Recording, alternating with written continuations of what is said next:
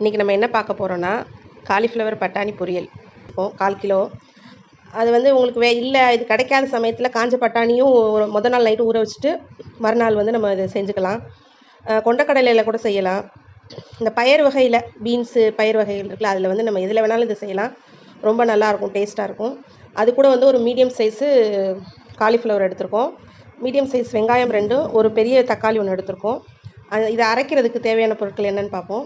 இதில் வந்து 5 காஞ்ச மிளகா, 1 ஏலக்காய், 3 கிராம்பு, ஒரு சின்ன 2 துண்டு பட்டை, 1 ஸ்பூன் சோம்பு, பாருங்கள் 3 பல் பூண்டு, ஒரு துண்டு, ஒரு 2 இன்ச் அளவு இஞ்சி. இதை நம்ம எல்லாத்தையும் மிக்சியில் போட்டு அரைச்சிக்க போகிறோம். மசாலாவை நம்ம நல்லா நைஸாக அரைச்சிட்டு வந்தாச்சு. இப்போ தாளிச்சு விட போகிறோம். இப்போ வெங்காயம் கருவேப்பிலை போட்டுக்கிறோம்.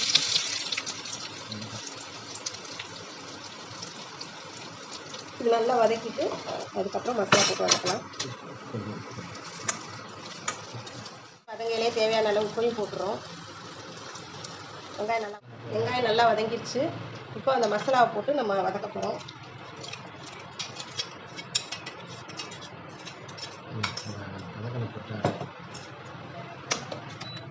அந்த எண்ணெயிலே போட்டு நல்லா அந்த மசாலா வதக்கணுன்னா தான் அந்த மசாலாவோட பச்சை வாசனைலாம் போகும். அப்படி வந்துடுச்சு. இப்போ தக்காளி போடுறோம். தக்காளியை போட்டு நல்லா வதக்க போகிறோம். தக்காளி வதங்கிடுச்சு. பட்டாணி போட்டுறோம். பச்சை பட்டாணி. இந்த காலிஃப்ளவர் போட்டுறோம். இந்த காலிஃப்ளவர் வந்து எப்படி பண்ணியிருக்கோன்னா, ஒரு சுடுதண்ணி வச்சுட்டு ஒரு 5 நிமிஷம் அந்த சுடுதண்ணிக்குள்ளே போட்டு வச்சிடணும். அப்போ தான் அதில் உள்ள பூச்சி புழு எல்லாம் கலந்து வந்துடும். இது எல்லாருக்கும் தெரிஞ்சது தான், சரி இருந்தாலும் சொல்லணுமேன்றக்காக சொல்கிறேன்.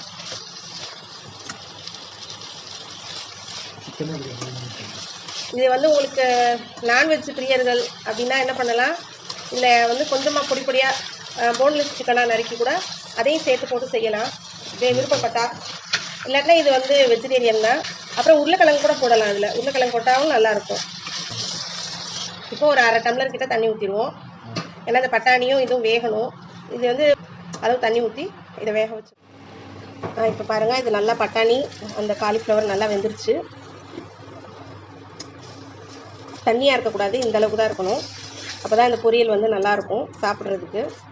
இது வந்து சாம்பார், ரசம், எது எல்லாத்துக்கூடையும் சாப்பிட்லாம்.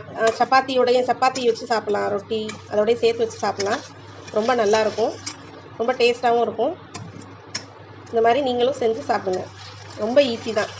ரொம்ப பொருட்களும் தேவையில்லை. ரொம்ப கம்மியான பொருட்களே நம்ம நல்ல ஒரு பட்டாணி காலிஃப்ளவர் ரெடி ஆயிடுச்சு.